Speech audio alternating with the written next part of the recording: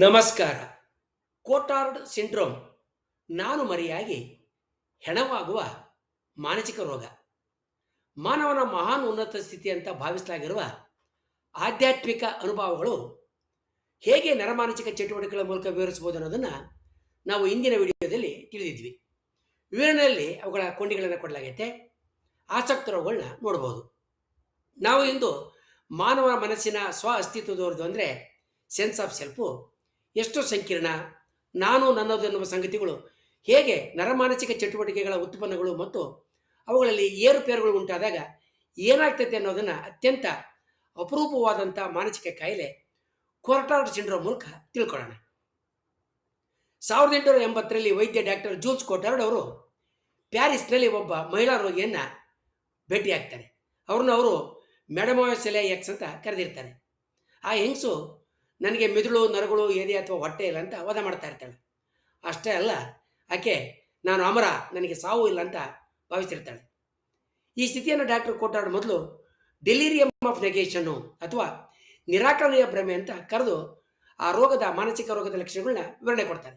ಅವರು ಈ ಭ್ರಮೆಯನ್ನು ಮೂಲತಃ ತೀವ್ರ ಉತ್ಸಾಹಾತ್ಮಕವಾದಂಥ ಮೆಲೋಕನಿಕ್ ದೈಹಿಕ ಮತ್ತು ಮಾನಸಿಕ ಲಕ್ಷಣಗಳ ಜೊತೆಗೆ ವಿವರಣೆ ಕೊಡ್ತಾರೆ. ನಂತರ ದಿನಗಳಲ್ಲಿ ಹೆಚ್ಚು ಅಧ್ಯಯನಗಳು ಸಾಗಿ ಇದನ್ನು ನರಮಾನಸಿಕ ಅಂದರೆ ನ್ಯೂರೋಸೈಕಿಯಾಟ್ರಿ ರೋಗ ಅಂತ ಗುರುತಿಸಿ ಕೋಟಾರ್ಡ್ ಸಿಂಡ್ರೋಮ್ ಅಂತ ಕರೆಯಲಾಗುತ್ತೆ. ಕೋಟಾರ್ಡ್ ಸಿಂಡ್ರೋಮ್ ಅತ್ಯಂತ ಅಪರೂಪವಾದಂಥ ಮಾನಸಿಕ ರೋಗ. ಜಗತ್ತಿನಲ್ಲಿ 100 ಕೋಟಿಗೆ ಒಬ್ಬರಿಗಿರ್ಬೋದು ಅಂತ ಭಾವಿಸಲಾಗಿದೆ. ಇದರಲ್ಲಿ ವ್ಯಕ್ತಿಗೆ ತಾನು ಸತ್ತಿದ್ದೇನೆ, ನನ್ನ ದೇಹದ ಅಂಗಗಳಿಲ್ಲ ಅಥವಾ ನಾನು ಅಸ್ತಿತ್ವದಲ್ಲಿಲ್ಲವನ್ನ ಇನ್ನೂ ಇಲ್ಲ ಅಂತಕ್ಕಂಥ ಭ್ರಮೆಯ ನಂಬಿಕೆ ಉಂಟಾಗುತ್ತೆ. ಕೆಲವೊಮ್ಮೆ ರೋಗಿಗಳು ತಾವು ಆತ್ಮ, ಶವ ಅಥವಾ ಅಮರತ್ವ ಗಳಿಸಿದಂಥ ವ್ಯಕ್ತಿಗಳು ಅಂತ ಭಾವಿಸ್ಕೊಳ್ತಾರೆ. ಕೋಟಾರ್ಡ್ ಸಿಂಡ್ರೋಮ್ನಲ್ಲಿ ಕಂಡು ಬರ್ತಕ್ಕಂಥ ವರ್ತನೆಯ ಲಕ್ಷಣಗಳು ಕೇವಲ ಭ್ರಮೆಗಳು ಮಾತ್ರ ಅಲ್ಲ, ಅವು ವ್ಯಕ್ತಿಯ ದೈನಂದಿನ ಕ್ರಿಯೆಗಳಲ್ಲೂ ಕೂಡ ಸ್ಪಷ್ಟವಾಗಿ ಕಂಡು ಬರ್ತವೆ. ನಾನು ಸತ್ತಿದ್ದೀನಿ, ಹೆಣಕ್ಕೆ ಆಹಾರದ ಅಗತ್ಯ ಇಲ್ಲ ಅಂತ ಭಾವಿಸಿ ದೇಹದ ಆರೈಕೆ ಕಡೆ ಅವರು ಸಂಪೂರ್ಣ ನಿರ್ಲಕ್ಷ್ಯವನ್ನು ತೋರಿಸೋದಕ್ಕೂ ಕೂಡ ಪ್ರಾರಂಭ ಮಾಡ್ತಾರೆ. ನೀರು ಕುಡಿಯೋದು, ಊಟ ಮಾಡೋದು ಮತ್ತು ಯಾವುದೇ ರೀತಿಯ ಆಹಾರ ಸೇವನೆ ಮಾಡೋದು ಕೂಡ ಅವರು ನಿರಾಕರಿಸ್ತಾರೆ.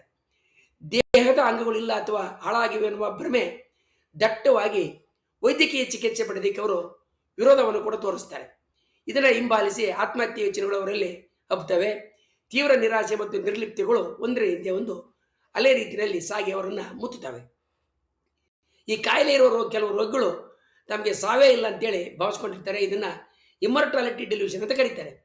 ತಾವು ಈಗಾಗಲೇ ಸತ್ತು ಹೋಗಿರೋದ್ರಿಂದ ಮತ್ತೆ ಸಾಯೋದಕ್ಕೆ ಸಾಧ್ಯ ಇಲ್ಲ ಅಂತ ಅವರ ನಂಬಿಕೆ ಆಗಿರುತ್ತೆ ಮತ್ತು ಅದನ್ನು ತಾರ್ಕಿಕವಾಗಿ ನಿರೂಪಿಸೋದಕ್ಕೆ ಕೂಡ ಅವರು ಪ್ರಯತ್ನ ಮಾಡ್ತಾರೆ.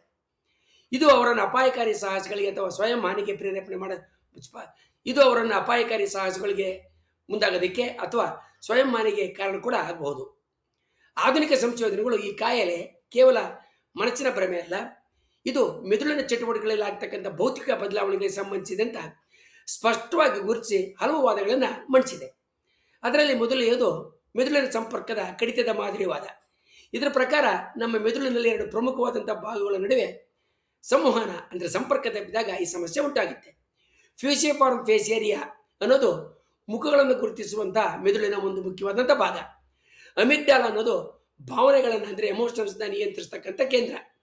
ಸಾಮಾನ್ಯವಾಗಿ ನಾವು ನಮ್ಮನ್ನು ಕನ್ನಡಿನಲ್ಲಿ ನೋಡ್ಕೊಂಡಾಗ 2 ಭಾಗಗಳು ಒಟ್ಟಾಗಿ ಕೆಲಸ ಮಾಡಿ ಇದು ನಾನು ಅಂತಕ್ಕಂಥ ಭಾವನೆಯ ಗುರುತನ್ನು ನೀಡ್ತವೆ. ಆದರೆ ಕೋಟಾರ್ಡ್ ಸಿಂಡ್ರೋಮ್ನಲ್ಲಿ ಈ ಸಂಪರ್ಕ ಕಡಿತಗೊಂಡಿರ್ತದೆ. ರೋಗಿಯು ತನ್ನ ಮುಖ ಮುಡ್ಕೊಂಡಾಗ ಮೆದುಳು ಯಾವುದೇ ಭಾವನೆಯನ್ನು ರೂಪಿಸೋದಿಲ್ಲ, ಹರಿಸೋದಿಲ್ಲ. ಈ ಭಾವನಾತ್ಮಕ ಶೂನ್ಯತೆ ಅವರನ್ನು ನಾನು ಜೀವಂತ ಆಗಿಲ್ಲ ಅಥವಾ ನಾನು ಕೇವಲ ಶವ ಅಂತ ನಂಬುವಂತೆ ಮಾಡುತ್ತೆ. ಎರಡನೆಯದು ಸಂವೇದನಾತ್ಮಕ ಶೂನ್ಯತೆಯ ವಾದ ಅಂದರೆ ಹೈಪೋ ಎಮೋಷನಾಲಿಟಿ. ಇದರ ಪ್ರಕಾರ ರೋಗಿಗಳಿಗೆ ಬಾಹ್ಯ ಜಗತ್ತಿನ ಯಾವುದೇ ಪ್ರಚೋದನೆಗಳು, ಉದಾಹರಣೆಗೆ ರುಚಿ, ವಾಸನೆ ಅಥವಾ ನೋವು ಸರಿಯಾಗಿ ತಲುಪೋದಿಲ್ಲ. ಅವರ ಮೆದುಳು ಹೊರಗಿನ ಸಂಕೇತಗಳನ್ನು ಪ್ರಕ್ರಿಯೆಗೊಳಿಸೋದಕ್ಕೆ ವಿಫಲ ಆದಾಗ ಅವರಿಗೆ ತಮ್ಮ ಶರೀರದ ಅಸ್ತಿತ್ವದ ಬಗ್ಗೆನೇ ಅನುಮಾನ ಉಂಟಾಗುತ್ತೆ. ಇದನ್ನು ವೈದ್ಯಕೀಯ ಭಾಷೆಯಲ್ಲಿ ಡಿಪರ್ಸನಲೈಸೇಷನ್ ಅಂತ ಅಂದರೆ ವ್ಯಕ್ತಿತ್ವದ ನಷ್ಟ ಅಂತ ಕರೀತಾರೆ. ಸಂಶೋಧನೆಗಳ ಪ್ರಕಾರ ಮೆದುಳಿನ ಬಲಗೋಳಾರ್ಧದಲ್ಲಿ ಅಂದರೆ ರೈಟ್ ಹೆಮಿಸ್ಫಿಯರ್ನಲ್ಲಿ ವಿಶೇಷವಾಗಿ ಫ್ರಂಟಲ್ ಲೋಬ್ ಅಂದರೆ ಮುಂಭಾಗದ ಹಾಲಿನಲ್ಲಿ ಅಥವಾ ಪ್ಯಾರೈಟಲ್ ಲೋಬ್ ಭಾಗಗಳಲ್ಲಿ ಗಾಯ ಆದಾಗ ಅಥವಾ ರಕ್ತ ಪರಿಚಲನೆ ಕಡಿಮೆ ಆದಾಗ ಈ ಸಿಂಡ್ರೋಮ್ ಕಾಣಿಸ್ಕೊಳ್ತಕ್ಕಂಥ ಸಾಧ್ಯತೆ ಹೆಚ್ಚು. ಮೆದುಳಿನ ಈ ಭಾಗಗಳು ನಮ್ಮ ಸ್ವಯಂ ಪ್ರಜ್ಞೆ ಮತ್ತು ನಂಬಿಕೆಗಳನ್ನು ನಿರ್ವಹಣೆ ಮಾಡ್ತವೆ. ಇವುಗಳ ಚಟುವಟಿಕೆಯಲ್ಲಿ ಉಂಟಾದ ತೊಂದರೆನೇ ಇಂಥ ಅನಿಸಿಕೆಗೆ ಕಾರಣ ಆಗಿರುತ್ತೆ.